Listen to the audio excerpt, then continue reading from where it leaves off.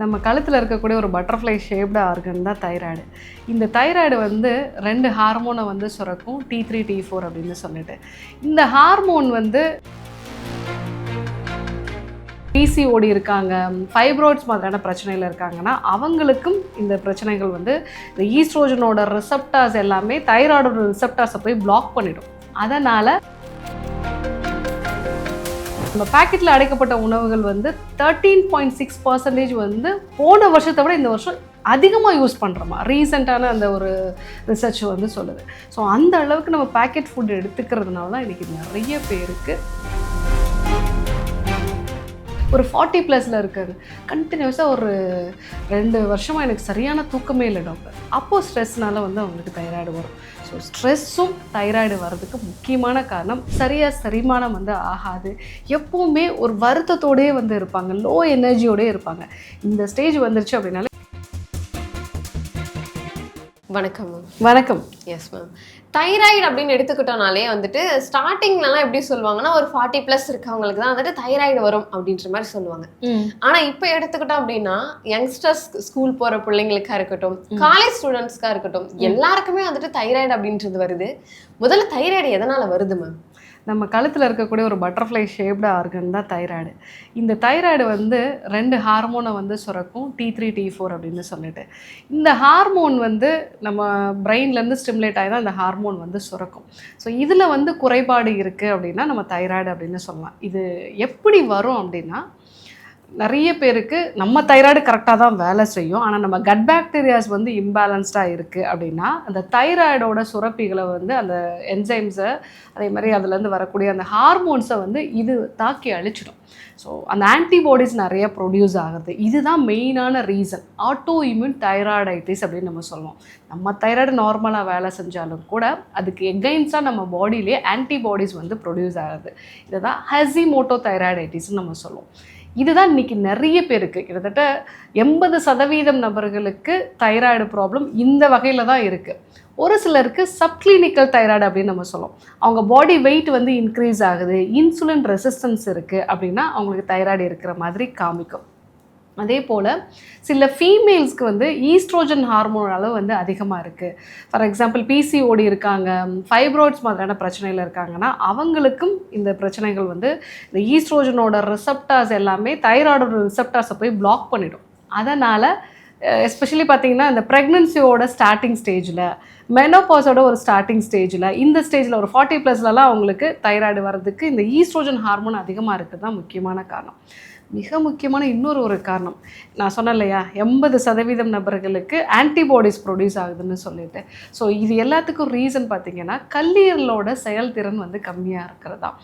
கல்லீரலோட அந்த எஃபிகசி ஏன் கம்மி ஆகுது அப்படின்னா, நைட்டில் லேட்டாக தூங்குறது, டாக்டரோட அட்வைஸ் இல்லாமல் பெயின் கில்லர்ஸ், ஆன்டிபயோட்டிக்ஸ் எடுத்துக்கிறது, நிறைய ப்ரிசர்வேட்டிவ் சேர்ந்த உணவுப் பொருட்கள் வந்து எடுத்துக்கிறது. இப்போ நீங்கள் பார்த்தீங்க அப்படின்னா இன்றைக்கி பேக்கெட்டில் அடைக்கப்பட்ட உணவுகள் எல்லாமே ப்ரிசர்வேட்டிவ் சேர்ந்தது தான். ஸோ இந்த மாதிரி இருக்கக்கூடிய காரணங்களால் நம்ம கல்லீரல் வந்து ரொம்ப டயர்டாகிடுது, பாடியிலேருந்து டாக்ஸின்ஸை எலிமினேட் பண்ண முடியாமல் டயர்டாகிடுது. ஸோ அந்த மாதிரி டயர்ட் ஆகும்போது அதனோட பேசிக்கான விஷயம், நம்ம தைராய்டில் 2 ஹார்மோன்ஸ் இருக்கும்னு சொன்னேன் இல்லைங்களா, T3 T4 அப்படின்னு சொல்லிட்டு. இதில் T3ங்கிற ஹார்மோன் தான் நல்ல ஆக்டிவான ஹார்மோன். ஸோ ஆனால் நம்மளோட தைராய்டுலேருந்து 80% வந்து T4 ஹார்மோன் தான் சுரக்கும். அது என்ன 4-3 அப்படின்னா, 4 அயோடின் இருந்ததுன்னா அது T4, 3 அயோடின் இருந்ததுன்னா அது T3. இந்த T4லேருந்து T3 கன்வர்ஷன் வந்து நம்மளுடைய கல்லீரலில், சிறுநீரகங்கள் தான் நடக்கும். அப்போ கல்லீரல் செயல்திறன் கம்மியாக இருந்துச்சுன்னா இந்த கன்வர்ஷன் சரியாக நடக்காது. T3 ஹார்மோனை தான் உங்கள் பாடியால் யூஸ் பண்ண முடியும். அப்போது நிறைய பேருக்கு இந்த காலகட்டத்தில், இன்னைக்கு இப்போ சொன்னீங்க இல்லைங்களா, யங்ஸ்டர்ஸ்க்கெல்லாம் நிறையா இருக்குன்னா அவங்க எத்தனை மணிக்கு தூங்குறாங்க? அவங்க யாருமே தூங்க மாட்டாங்க மேம், ஃபோன் தான் மேம் யூஸ் பண்ணுறாங்க. ஆமாம், அதே மாதிரி ஹெவியான ஃபுட்டு நைட்டில் தான் சாப்பிட்றாங்க. ஸோ அதே மாதிரி நிறைய பேக்கெட்டில் அடைக்கப்பட்ட உணவுகளை டெய்லியுமே எடுத்துக்கிறாங்க. இந்தியாவில் பார்த்திங்கன்னா ரீசெண்டாக இந்த லாஸ்ட்டு 25-26ல் நம்ம பேக்கெட்டில் அடைக்கப்பட்ட உணவுகள் வந்து 13.6% வந்து போன வருஷத்தை விட இந்த வருஷம் அதிகமாக யூஸ் பண்ணுறோமா ரீசெண்டான அந்த ஒரு ரிசர்ச் வந்து சொல்லுது.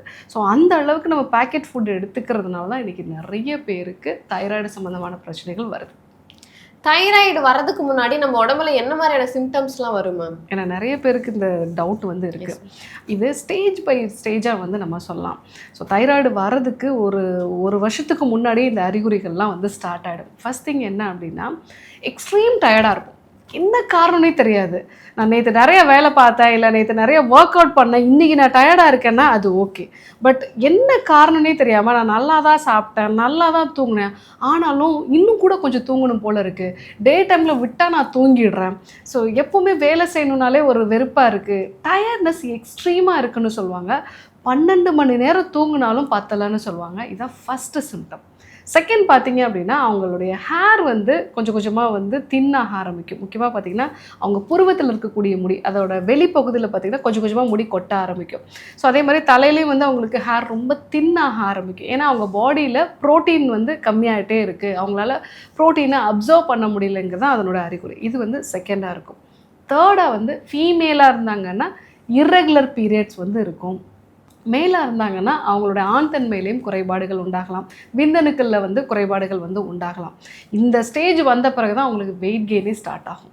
ஸோ கொஞ்சம் கொஞ்சமாக வெயிட் போடுவாங்க. அவங்க வெயிட் கெயின் பேட்டர்னை பார்த்தீங்க அப்படின்னா, ஒரு டோட்டல் பாடியுமே வாட்டர் பேக் மாதிரி இருக்கும். மெயினாக அவங்க கை நல்லா வெயிட் போட்டுகிட்டே இருக்கும். போன மாதம் போட்ட ப்ளவுஸை இந்த மாதம் போட முடியல டாக்டர் அப்படின்னு சொல்லுவாங்க. டபுள் சின் இருக்கும், கழுத்து பகுதி நல்லா வந்து வெயிட் வந்து போடும். ஸோ ஃபேஸ் வந்து நல்லா பஃபியாக இருக்கும். காலையில் எழுந்தாங்கன்னா நல்ல பஃபியான ஒரு ஃபேஸ் வந்து இருக்கும். உடம்பு ஃபுல்லாகவே ஒரு வாட்டர் பேக் மாதிரி வந்து இருக்கும். ஸோ இந்த மாதிரி ஒரு வெயிட் கெயின் பேட்டர்ன் வந்து இருக்குது அப்படின்னாலே தைராய்டை நீங்கள் கண்டிப்பாக செக் பண்ணணும். ஆனால் இதுவே தேர்ட் ஸ்டேஜில் தான் உங்களுக்கு வரும். இந்த ஸ்டேஜ்லேயும் நம்ம செக் பண்ணாமல் விட்டுட்டோம், இரெகுலர் பீரியட்ஸ் இருந்திருக்கும், வெயிட் கெயின் இருந்திருக்கும், பாடி ரொம்ப டயர்டாக இருக்கும், ஹேர் ஃபால் இருக்கும், இதெல்லாம் நம்ம கவனிக்காமல் விட்டுட்டோம்னா அடுத்த ஸ்டேஜுக்கு போகும்போது தான் நீங்கள் ரொம்ப டிப்ரெஷன் நிலைக்கு வந்து போக ஆரம்பிப்பீங்க. ஸோ சில பெண்களுக்கு வந்து கருத்தரிக்கிறதுல வந்து சிரமம் வந்து உண்டாகும். அவங்களுடைய நகங்கள்லாம் வந்து உடைய ஆரம்பிக்கும். நகங்கள்லாம் வந்து பார்த்திங்கன்னா பாதி பாதியாக வந்து உடஞ்சிரும். ரொம்ப ஈஸியாக உடையக்கூடிய ஒரு நேச்சர் வந்து இருக்கும். முடி எல்லாமே வந்து ஈஸியாக வந்து பிரேக் ஆகக்கூடிய ஒரு நிலைக்கு இருக்கும். ஸ்கின் வந்து ரொம்ப ட்ரை ஆகும். மலச்சிக்கல் மாதிரியான பிரச்சனைகள்லாம் வந்து அவங்களுக்கு வரும். சரியாக செரிமானம் வந்து ஆகாது. எப்போவுமே ஒரு வருத்தத்தோடே வந்து இருப்பாங்க, லோ எனர்ஜியோடே இருப்பாங்க. இந்த ஸ்டேஜ் வந்துருச்சு அப்படின்னாலே ஃபுல் ப்ளோன் தைராய்டு அவங்களுக்கு இருக்குங்கிறது அர்த்தம். அதாவது ஹைப்போ தைராய்டிசம் வந்து அவங்களுக்கு இருக்குன்னு அர்த்தம். இதை நம்ம தெரிஞ்சுக்கிட்டோம். ஃபஸ்ட்டு ஸ்டேஜ்லேயே எனக்கு தெரிஞ்சுக்கிட்டோம். டயர்ட்னஸ் அப்படிங்கிறது வந்து கண்டினியூஸாக இருக்குது, 12 hours தூங்கினா கூட இன்னும் கொஞ்சம் தூங்கணும் போல் ஒரு இருக்குது அப்படின்னா கண்டிப்பாக நம்ம ஒரு வாட்டி செக் பண்ணி பார்த்துட்டு அப்போவே ஒரு டீடாக்ஸ் வந்து நம்ம ஃபாலோ பண்ணுறோம். நம்மளோட டயட்டை வந்து பேலன்ஸ்டாக கொண்டு வர்றோம்.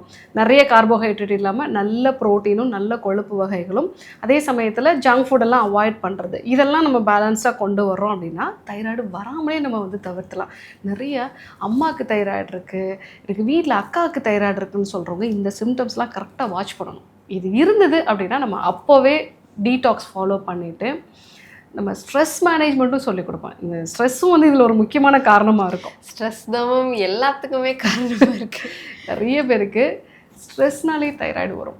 ஏன்னா அதுலேயும் நிறைய கேள்விகள் இருக்கும். பார்த்திங்கன்னா, ஏன் ஃபீமேலுக்கு மட்டும் தைராய்டு அதிகமாக? அதுதான் நான் அடுத்த கொஸ்டினாவே வச்சிருக்கேன். ஏன்னா இப்போ நம்ம ஃபுல்லாகவே வந்துட்டு ஃபீமேலுக்கு மட்டுமே பேசிட்டு இருக்கோம். தைராய்டுனாலே ஃபீமேலுக்கு மட்டும்தான் வருன்ற மாதிரி எல்லாரோட மைண்ட்லேயும் ஃபிக்ஸ் ஆகிடுச்சு. ஆமாம். அது ஏன் விமனுக்கு மட்டும் வருது, ஏன் மென்க்கு வந்துட்டு அதிகமாக வராதா மேம்?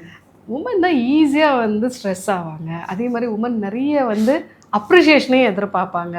அவங்களோட எமோஷன்ஸை வெளியே சொல்ல மாட்டாங்க. இந்த எமோஷன்ஸ் வந்து சப்ரஸ் ஆகிறது நாம் விஷுத்தி சக்ரா பிளாக் ஆகுறதுன்னு சொல்லுவோம். விஷுத்தி சக்ரா அப்படிங்கிறது கம்யூனிகேஷனுக்கானது. கம்யூனிகேஷனுங்கிறது எனக்கு தண்ணி வேணும், சாப்பாடு வேணும் அப்படிங்கிறது இல்லை. எனக்கு ரொம்ப கோபமாக இருக்குது, அதை நான் வந்து சொல்லணும். நான் ரொம்ப அன்பாக ஃபீல் பண்ணுறேன், அதை நான் எக்ஸ்ப்ரெஸ் பண்ணணும். இல்லை எனக்கு வந்து வருத்தமாக இருக்குது, அதையும் நான் எக்ஸ்ப்ரெஸ் பண்ணணும் அப்படின்னா எந்த பெண்ணுக்கு இதெல்லாம் எக்ஸ்ப்ரெஸ் பண்ணுற அளவுக்கு சுதந்திரம் இருக்குன்னு சொல்லுங்கள்? கண்டிப்பாக கிடையாது. அந்த எமோஷன்ஸ் வந்து சப்ரஸ் ஆகி தான் அவங்க பாடியில் ஸ்ட்ரெஸ் பில்டப் ஆகி இந்த தைராய்டு அப்படிங்கிறது டெவலப் ஆகுது. நிறைய பெண்களை வந்து பார்த்திங்கன்னா டெலிவரிக்கு அப்புறமா எனக்கு வந்துருச்சு அப்படின்னு சொல்லுவாங்க. டெலிவரிக்கு அப்புறமா ஃபார் எக்ஸாம்பிள் அந்த குழந்தையும் அவங்களால பார்த்துக்க முடியாது. இயல்பாகவே ஃபிசியலாஜிக்கலாக குழந்தை அழும்பொழுதுலாம் இவங்களுக்கு பால் சுரக்கும். இன்றைக்கி நிறைய ஒர்க்கிங் உமன்ஸ் தான் வந்து இருக்காங்க. ஸோ குழந்தையோட பாண்டிங்கும் அவங்களால வந்து பேலன்ஸ்டாக கொண்டு போக முடியாது. ஃபேமிலியும் வந்து பார்த்துக்கணும், ப்ரொஃபஷ்னல் லைஃபையும் பார்த்துக்கணும். இவ்வளோ பெரிய விஷயங்கள் இருக்கும்போது எனக்கு என்ன தோணுதுன்னு கூட எனக்கு தெரியல டாக்டர்.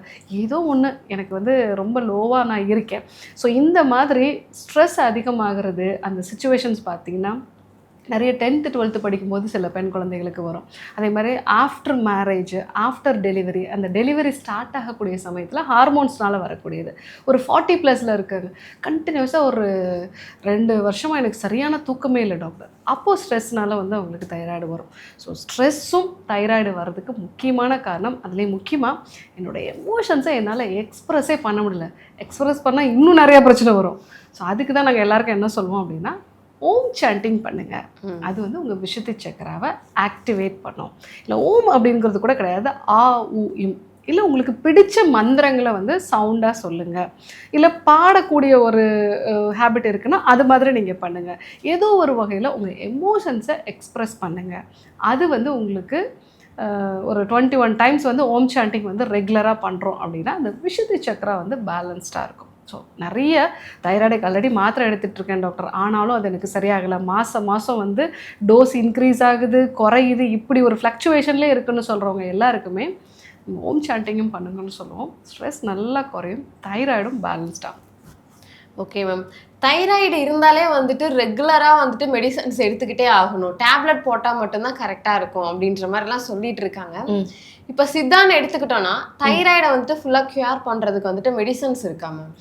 தைராய்டு எதனால் வருங்கிறத நான் ஆல்ரெடி சொன்னேன். நம்ம கட் பாக்டீரியாஸ் வந்து இம்பேலன்ஸ் ஆகி நிறையா ஆன்டிபாடிஸ் ப்ரொடியூஸ் ஆகிறது தான் 80% ஆஃப் பீப்புளுக்கு காரணம். ரிமைனிங் 20% ஆஃப் பீப்புளுக்கு சப்கிளினிக்கல் தைராய்டு அப்படின்னு சொல்லுவோம்.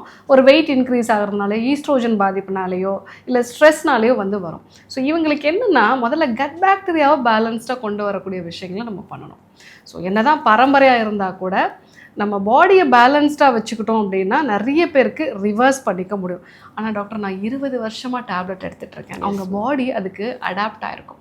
அவங்களுக்கு சப்போர்ட் கொடுக்கலாம். இப்போது தைராய்டில் நீங்கள் என்ன தான் டேப்லெட் எடுத்துக்கிட்டாலும் வெயிட்டை குறைக்கிறது ரொம்ப சிரமமாக இருக்கும். இந்த டயர்ட்னஸை குறைக்கிறது ரொம்ப சிரமமாக இருக்கும். நீங்கள் இப்போ கை கால் வலி இல்லை சக்கரை வியாதினா கூட டாக்டர்கிட்ட போய் பார்ப்பீங்க. ஆனால் எனக்கு டயர்டாக இருக்குன்னு சொன்னால் வீட்டில் என்ன சொல்லுவாங்க, சோம்பேறி ஆகிட்டுன்னு தான் சொல்லுவாங்க.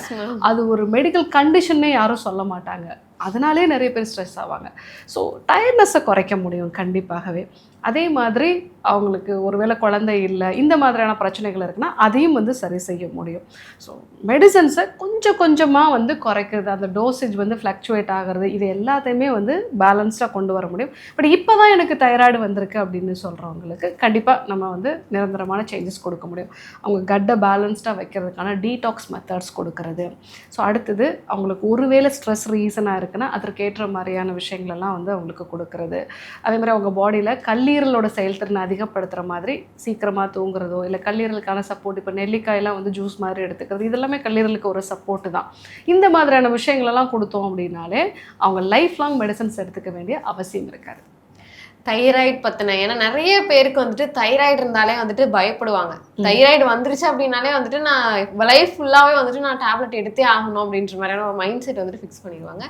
ஸோ அப்படிலாம் இருக்க தேவையில்ல. தைராய்டுமே வந்துட்டு நம்ம உணவு முறையில் வந்துட்டு சரி பண்ணலாம் அப்படின்ற மாதிரி நிறைய விஷயங்கள் வந்துட்டு எங்கள் கூட ஷேர் பண்ணதுக்கு ரொம்ப நன்றி மேம். நன்றி.